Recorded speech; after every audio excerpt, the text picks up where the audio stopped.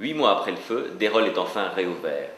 La petite salle de l'évolution est peuplée de nouveaux animaux, de nouveaux amis,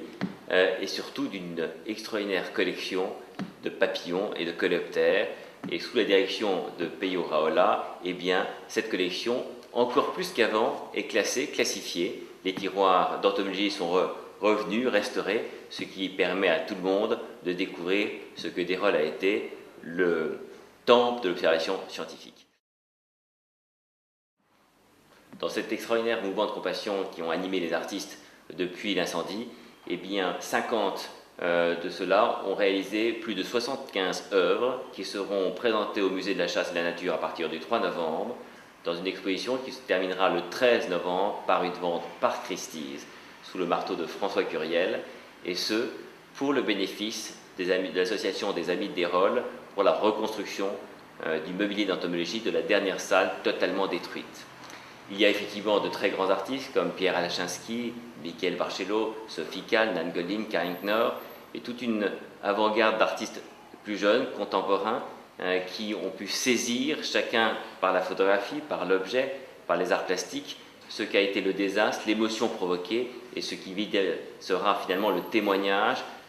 d'un triste, mais en même temps extraordinaire moment, très unique dans l'histoire de Dérol et très unique dans l'histoire des sciences naturelles. La vente sera présentée par Christie's par un petit catalogue et en même temps par un livre réalisé par Beaux-Arts Éditions, un livre de 133 pages qui, avec deux textes majeurs, l'un de Claude Dantenez, conservateur du musée de la chasse et de la nature, commissaire d'exposition, nous récite finalement ce qu'est le cabinet de curiosité et la taxidermie à l'aune de l'art contemporain, et puis un très beau texte, très érudit, de Patrick Moreres, sur l'histoire des cabinets de curiosité.